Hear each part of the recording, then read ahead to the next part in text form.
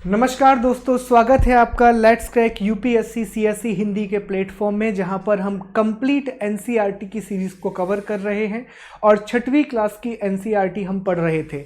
हमने 3 पार्ट में छठवीं की एनसीईआरटी के 7 अध्यायों को ख़त्म कर लिया था, 7 चैप्टर को ख़त्म किया था। 7 अध्यायों को, 7 चैप्टर को हमने बाइलिंगुअली दोनों लैंग्वेजेस में कवर किया है।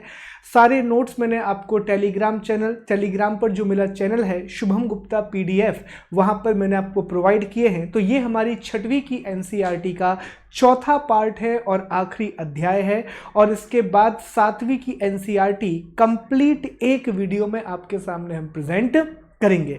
तो चलिए डिस्कस करते हैं और शुरू करते हैं हमारे एनसीईआरटी के इस अध्याय को।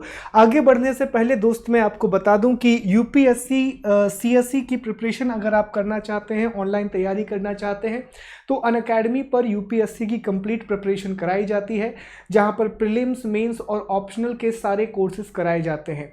आने वाले समय में यहाँ पर मेरा एक मेजर गवर्नमेंट स्कीम को लेकर के कोर्स आ रहा है, और ऑप्शनल की पब्लिक पीएसआईआर, पॉलिटिकल साइंस और इंटरनेशनल रिलेशनशिप के लिए एक कंप्लीट कोर्स हिंदी मीडियम के लिए मैं लेकर के आ रहा हूँ, जिसके बहुत सारे फायदे होंगे। तो आप इसे ज्वाइन कर सकते हैं। ज्वाइन करने के लिए 1 साल का कोर्स 36,000 रुपये का है और 2 साल का कोर्स 43,000 रुपये का है, 43,200 रुपीज़ का है।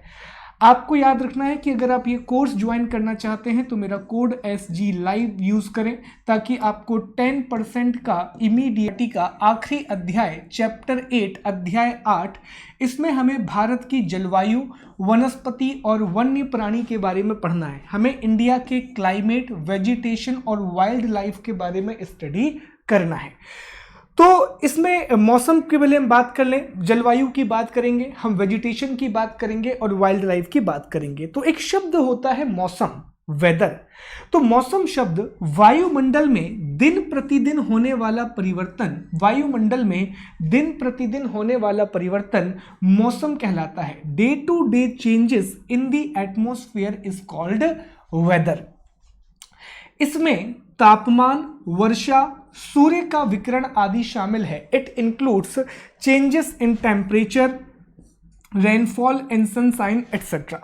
ओके, तो भारत में प्रमुख मौसम, the major season recognize in India, दिसंबर से फरवरी तक आपको ठंड का मौसम देखने के लिए मिलता है, कोल्ड वेदर देखने के लिए मिलता है। मार्च से मई तक आपको गर्मी का मौसम देखने के लिए मिलता है। जून से सितंबर तक आपको दक्षिण पश्चिम मानसून, जिसको हम वर्षा का मौसम कहते हैं, साउथ वेस्ट मानसून हमारे यहाँ पर होता है, तो मानसून का सीजन देखने के लिए मिलता है। अक्टूबर से नवंबर तक लौटते हुए मानसून का समय, शरद ऋतु आपको देखने के लिए मिलती है।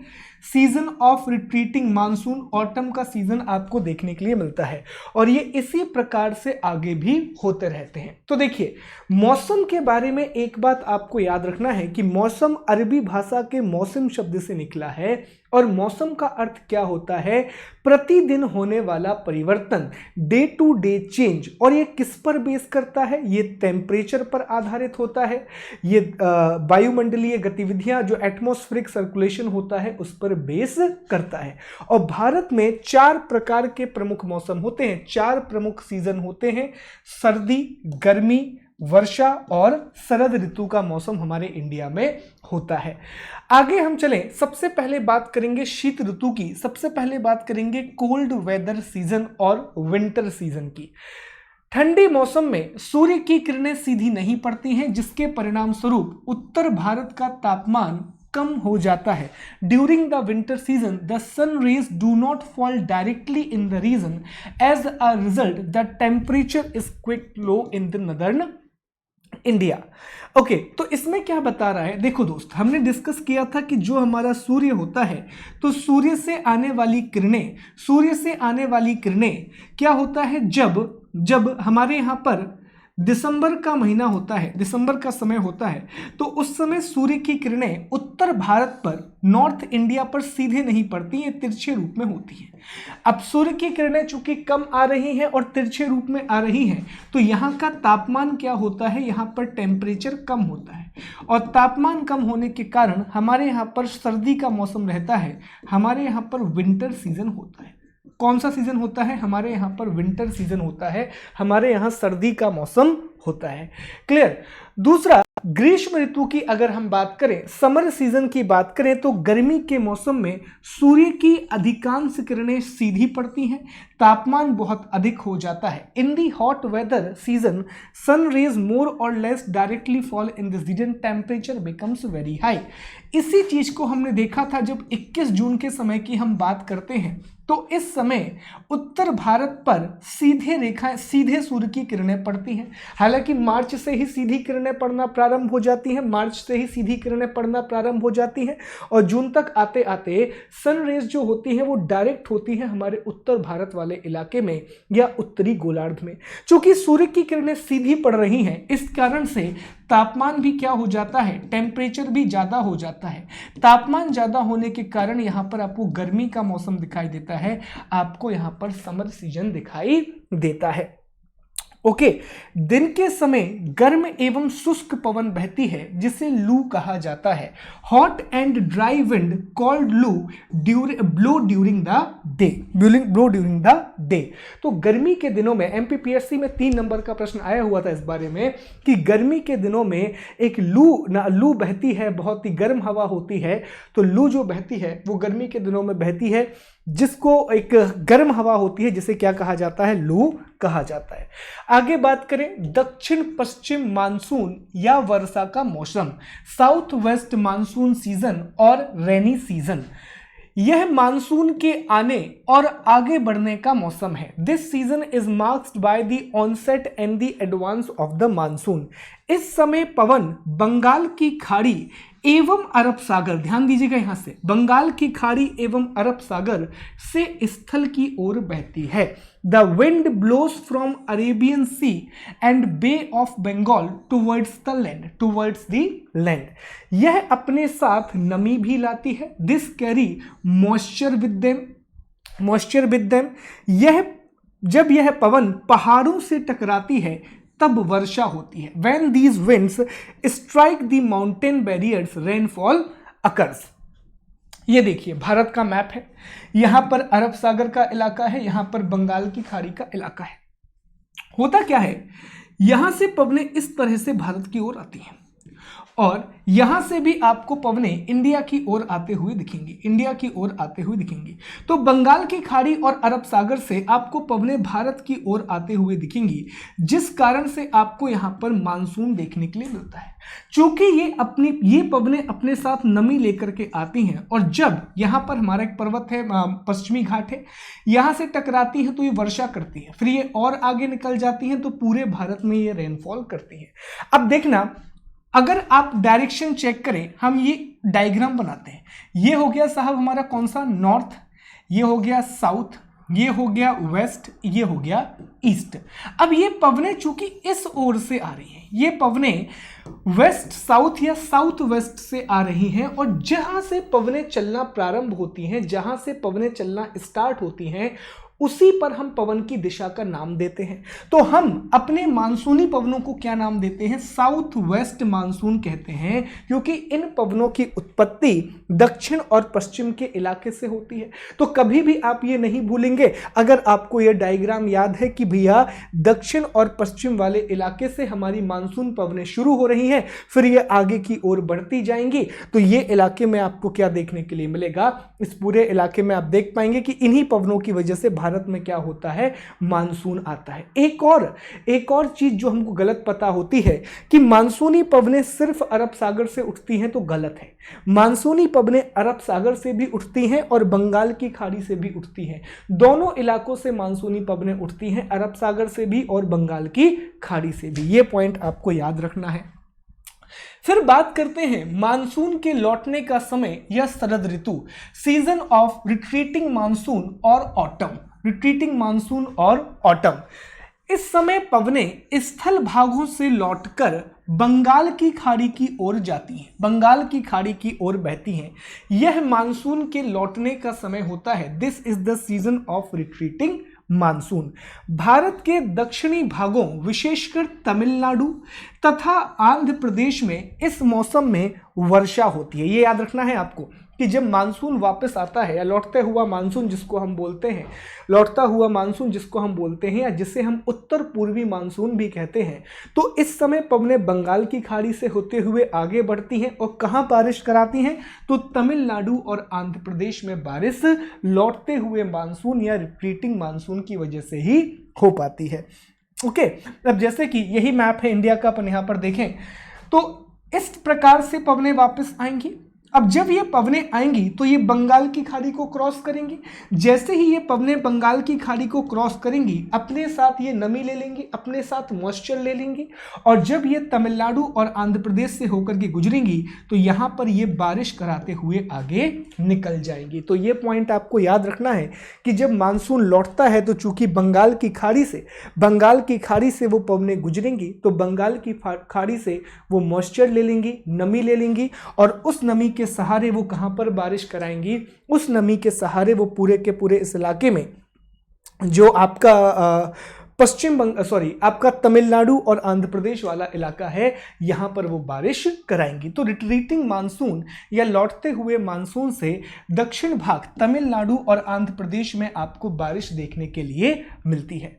आगे बढ़ते हैं और अब जलवायु की बात करते हैं। ठीक है, मौसम में हमने क्या देखा था, दिन प्रतिदिन होने वाला परिवर्तन। मौसमी घटाओं में दिन प्रतिदिन होने वाले परिवर्तन को हमने मौसम कहा था। तापमान, वर्षा की मात्रा, आर्द्रता, इन सभी चीजों में जब डे टू डे चेंज होता है तो उसको हमने मौसम का नाम दिया था, उसको हमने वेदर कहा था। तो देखते हैं जलवायु क्या होता है, क्लाइमेट क्या होता है। देखिए, किसी स्थान पर अनेक वर्षों में मापी गई मौसम की औसत दशा को जलवायु कहते हैं। The climate is about the average weather condition which have been measured over many years. तो किसी स्थान पर अनेक वर्षों में मापी गई मौसम की औसत दशा को जलवायु कहते हैं। इसका अर्थ क्या हुआ, तो इसका मतलब यह हुआ कि जैसे कि मान लीजिए एक स्थान है ए, तो ए का अगर आपको मौसम पता करना है, तो ए का मौसम आपको कैसे पता पड़ेगा, तो भैया ए के तापमान के बारे में जानकारी ले लीजिए, ए में कितनी आर्द्रता है उसके बारे में जानकारी ले लीजिए, यहाँ पर पवनों का बहाव किस प्रकार है इसके बारे में जानकारी ले लीजिए। अगर टेम्परेचर पता कर लीजिए, ह्यूमिडिटी पता कर लीजिए, और विंड किस तरह फ्लो कर रही है उसके बारे में पता कर लीजिए, तो आपको यहाँ का मौसम पता पड़ जाएगा। लेकिन अगर आपको एक ही जलवायु पता करना है, अगर आपको क्लाइमेटिक कंडीशन पता करना है, एक का आपको क्लाइमेट पता करना है, तो कैसे पता होगा। ए का क्लाइमेट पता करने के लिए एटलीस्ट आपको 30 से 35 सालों का औसत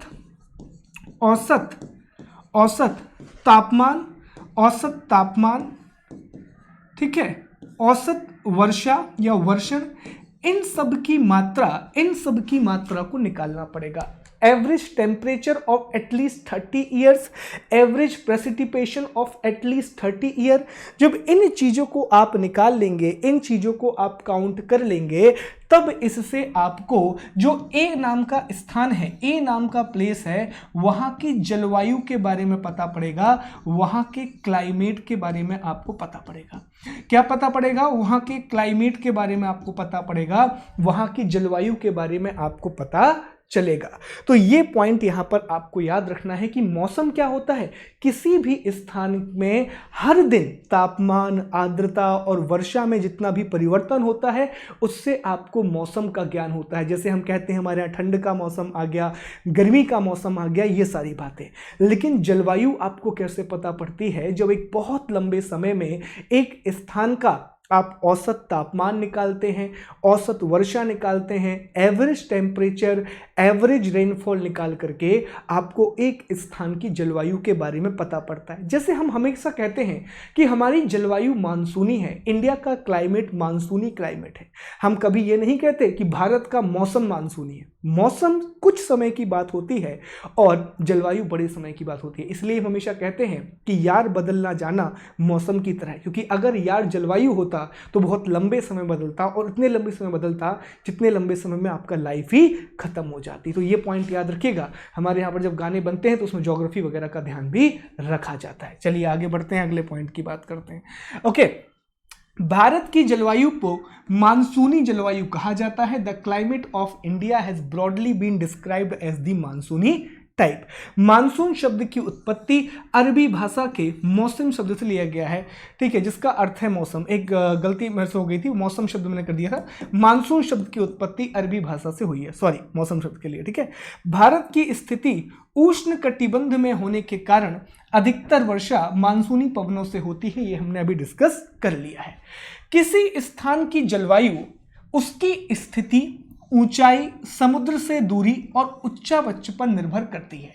the climate of a place is affected by its location, altitude, distance from the sea and the relief. बहुत इंपॉर्टेंट चीज है कि किसी भी स्थान की जलवायु उसकी स्थिति, उसकी ऊंचाई, समुद्र से दूरी और उच्चावच पर निर्भर करती है। The climate of a place affected by its location, altitude, distance from the sea and relief. कैसे होता है समझिए यहां पर बात को। इसलिए हमें भारत की जलवायु में क्षेत्रीय विभिन्नता का अनुभव होता है। इसलिए हमें भारत की जलवायु में क्षेत्रीय विविधता का अनुभव होता है। We experience religious differences in the climate of India. Rajasthan के मरुस्थल में स्थित जैसलमेर एवं बीकानेर में बहुत गर्मी होती है, जबकि जम्मू और कश्मीर के द्रास और कारगिल इलाके में बर्फीली ठंड पड़ती है। अब क्यों पड़ती है? क्योंकि यहां पर एक शब्द था स्थिति, यहां पर एक वर्ड क्या था? स्थिति। तो स्थिति में क्या होता है, चूंकि जो द्रास और जम्मू कश्मीर का इलाका है तो वो पर्वतों पर स्थित है, दूसरी बात, इनका अगर आप अक्षांश देखें तो जम्मू कश्मीर वगैरह का अक्षांश लगभग 35 डिग्री के आसपास आता है कि नहीं आता। और 35 डिग्री का इलाका शीतोष्ण कटिबंध में चला जाता है, फ्रिजिड जोन में चला जाता है, तो वहां पर तापमान बहुत कम होता है, टेम्परेचर बहुत कम होता है, ठीक है। एक बात और दूसरी, वहां पर पर्वत हैं तो ऊंचाई के बढ़ने के साथ भी तापमान क्या होता है? कम होता है। लेकिन अगर आप जैसलमेर की बात करें, राजस्थान की बात करें, तो राजस्थान में क्या होता है कि यहां पर अरावली पर्वत है। अरावली पर्वत के इस साइड आपको मरुस्थल देखने के लिए मिलता है। तो अरावली पर्वत क्या करता है? पूरी मानसूनी हवा को इस तरह से फ्लो करता है, यहां नहीं जाने देता। तो यहां पर एक शैडो रीजन बनता है, वृष्टि छाया क्षेत्र बनता है, तो यहां पर बारिश नहीं हो पाती, तो यहां पर मरुस्थल का निर्माण हो जाता है इस पूरे इलाके में, और थार का मरुस्थल आपको देखने के लिए मिल जाता है। ओके, अगला, तटीय क्षेत्र जैसे मुंबई एवं कोलकाता की जलवायु मध्यम है। वह ना तो अधिक गर्म है ना ही अधिक ठंड। समुद्र तट पर होने के कारण यह बहुत अधिक आर्द्र है। Coastal places like Mumbai and Kolkata experience moderate climate. They are neither too hot nor too cold. Being on the coast these places are very humid. तो आप खुद समझिए, जितने भी स्थान तटों के पास होते हैं तो लगातार समुद्र से पवनें तटों की ओर चलती रहती हैं, ठीक है। समुद्र से पवनें तटों की ओर, कोस्ट की ओर चलती रहती हैं। इसकी वजह से यहां, अब ये बताइए, अगर कोई भी पवन समुद्र से स्थल की ओर चलेगी तो ये अपने साथ आर्द्रता लेकर के आएगी, ये अपने साथ ह्यूमिडिटी लेकर के आएगी। तो इस पूरे इलाके में आपको ह्यूमिडिटी देखने के लिए मिलती है, आपको बहुत ज़्यादा आर्द्रता देखने के लिए मिलती है। चेन्नई वगैरह जब आप जाते हैं तो आपको बहुत आर्द्रता महसूस होती है, बहुत ह्यूमिडिटी आपको महसूस होती है। अब चेन्नई के साथ एक और चीज़ है कि 8 डिग्री के आसपास चेन्नई स्थित है, तो आर्द्रता भी है और सूर्य की किरणें भी वहाँ ज़्यादा सीधी पड़ेंगी, क्योंकि वहां पर आपको भूमध्य रेखीय जलवायु देखने के लिए मिलेगी, जिसकी चर्चा हम 7वीं क्लास की एनसीईआरटी में करने वाले हैं। वहां पर आपको कैसा क्लाइमेट देखने के लिए मिलेगा? वहां आपको इक्वेटोरियल क्लाइमेट देखने के लिए मिलेगा। ओके, चलिए आगे बढ़ते हैं। विश्व में सबसे अधिक वर्षा मेघालय में स्थित मौसिनराम में होती है, जबकि किसी वर्ष वर्षा राजस्थान के जैसलमेर में होती ही नहीं है। Mawsynram in the Meghalaya receive the world highest rainfall while in a particular year it might not rain out at the Jaisalmer in the Rajasthan. तो हम जानते हैं मेघालय में जो मौसिनराम स्थित है, तो वहां पर ऐसी जलवायुवीय कंडीशन बन जाती हैं, ऐसी जलवायु परिस्थितियां बन जाती हैं कि एक प्रकार से वहां पर मेघालय का पठार आ जाता है। मेघालय का पठार आने के बाद वहां पर गारो खासी जयंतियां आ जाती हैं, तो जिसकी वजह से एक प्रकार से वहां हवा ट्रैप हो जाती है और वहां पर बहुत ज़्यादा रेनफॉल होता है, बहुत ज़्यादा बारिश आपको वहाँ देखने के लिए मिलती है। ओके, अब बात करना है, चूंकि भारत में जलवायु की विविधता है, भारत में क्लाइमेट में बहुत ज़्यादा डाइवर्सिटी है, इसी कारण से भारत में जो वनस्पतियां पाई जाती हैं उनमें भी विविधता है। Due to the varied climate condition India has a wide range of natural vegetation. और भारत में प्रमुखतः 5 प्रकार की वनस्पतियां पाई जाती हैं, 5 प्रकार का वेजिटेशन आपको इंडिया में देखने के लिए मिलता है। एक आपको मिलता है उष्ण कटिबंधीय सदाबहार one, tropical evergreen forest, tropical evergreen forest. दूसरा आपको देखने के लिए मिलता है उष्ण कटिबंधीय पतझड़ one, tropical deciduous forest, tropical deciduous forest. तीसरा आपको देखने के लिए मिलता है कटीली झाड़ियां, जो कि आपको मरुस्थल में देखने के लिए मिलती हैं। चौथा आपको पर्वतीय वनस्पतियां, माउंटेन वेजिटेशन देखने के लिए मिलता है। पांचवा आपको मैंग्रोव वन और मैंग्रोव फॉरेस्ट, जो कि तटों में देखने के लिए मिलते हैं। अब आगे बढ़ने से पहले एक बात मैं आपको बताऊं कि उष्ण कटिबंधीय पतझड़ one, tropical deciduous forest Bharat में पाई जाने वाली सबसे ज्यादा पाई जाती है।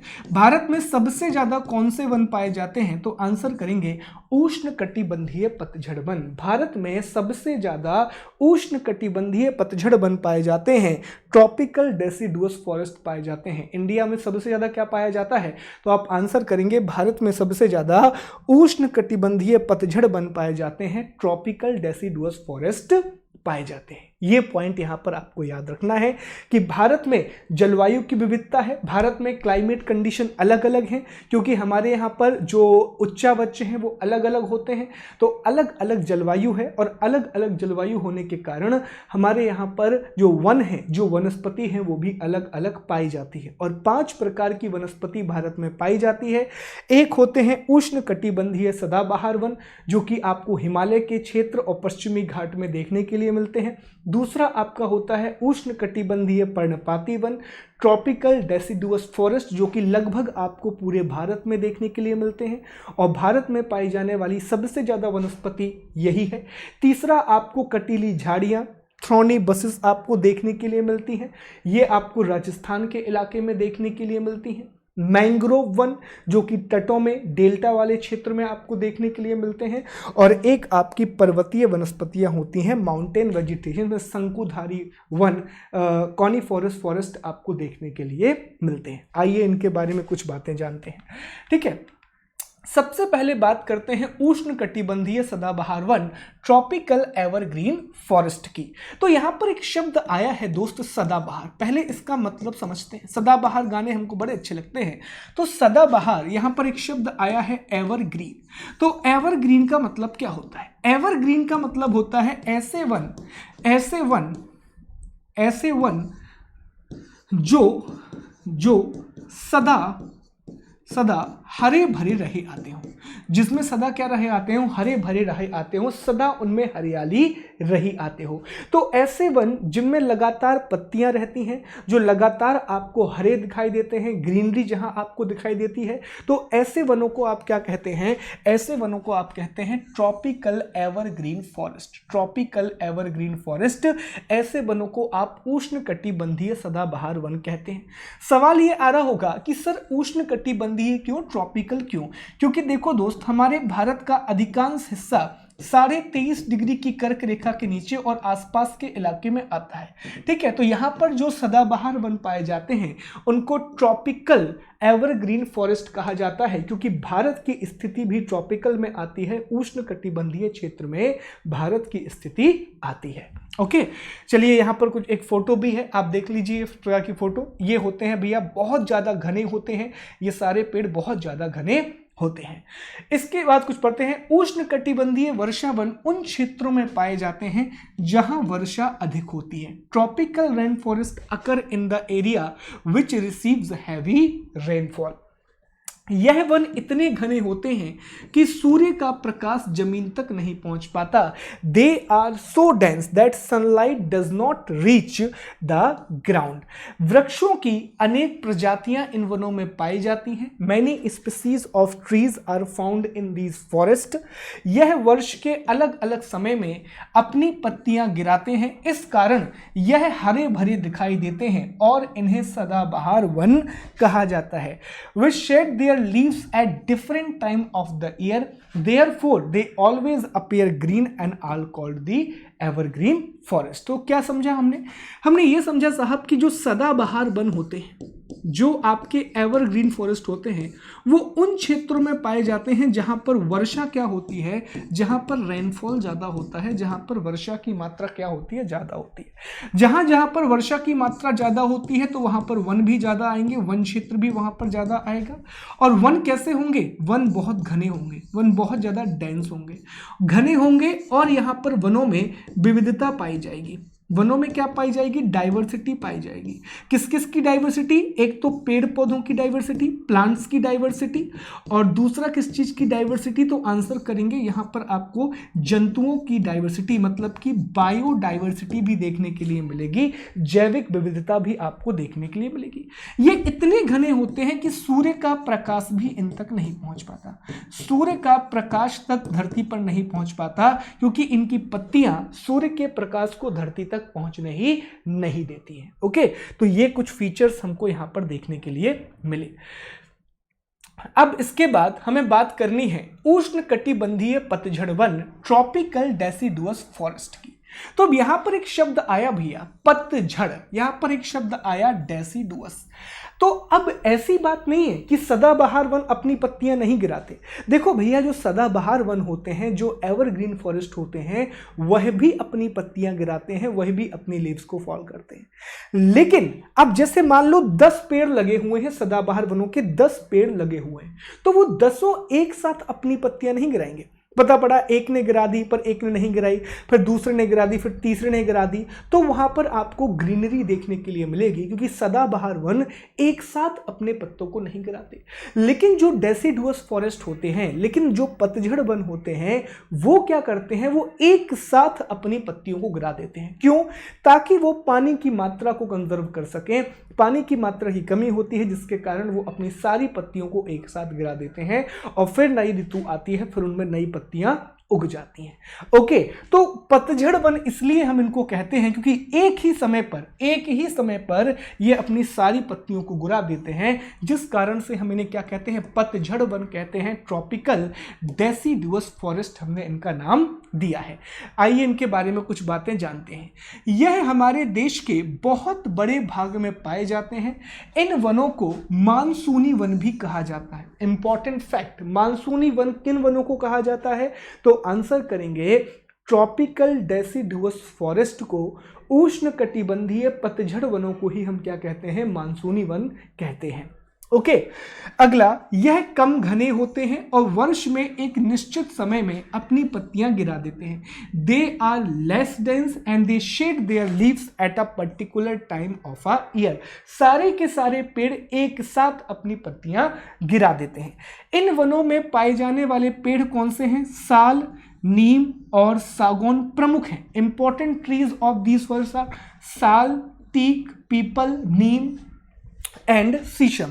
तो साल हो गया, नीम हो गया, सागौन हो गया, शीशम हो गया, ये यहाँ पाए जाने वाले बहुत इंपॉर्टेंट पेड़ हैं। और आप देखिए, यही पेड़ तो हम अक्सर भारत में देखते हैं। नीम का पेड़ आपको बड़ी मात्रा में दिखेगा, पीपल के पेड़ आपको बड़ी मात्रा में दिखेंगे। इसके अलावा आपको जो सागौन है, सागौन आपको बड़ी मात्रा में इंडिया में देखने के लिए मिलेगा। ओके, अब हम बात करेंगे तीसरा, कटीली झाड़ियों की, थ्रोनी बुशेस की। ये देखिए, रेगिस्तान में आपको कांटेदार वनस्पति मिलती है। रेगिस्तान में आपको कांटेदार वनस्पति मिलती है, और ये इसलिए मिलती है ताकि वो अपने पानी को बचा सकें, तो रेगिस्तान में आप जाएंगे तो आपको कटीली झाड़ियाँ, नागफनी, कैक्टस ऐसे पेड़ देखने के लिए मिलते हैं। और ये कटीली इसलिए होती हैं ताकि ये अपने पानी को बचा सकें। बबूल जैसे और बहुत खतरनाक कांटों वाले पेड़ आपको यहाँ पर देखने के लिए मिलते हैं, जिनमें बहुत खतरनाक कांटे पाए जाते हैं। ठीक है, और मरुस्थलीय इलाके में आपको ये मिलती हैं। इस प्रकार की वनस्पति देश के शुष्क भागों में पाई जाती हैं। This type of vegetation is found in dry areas of the country, in dry areas of the country. पानी की क्षति को कम करने के लिए, पानी की क्षति को कम करने के लिए इन पत्तियों में बड़े बड़े कांटे होते हैं। The leaves are in form of spines to reduce the loss of the water. अगला, इसमें महत्वपूर्ण पेड़ कैक्टस, खैर, बबूल। ठीक है, तो हम जानते हैं कैक्टस, खैर, बबूल, कीकर वगैरह इसके इंपॉर्टेंट पेड़ होते हैं।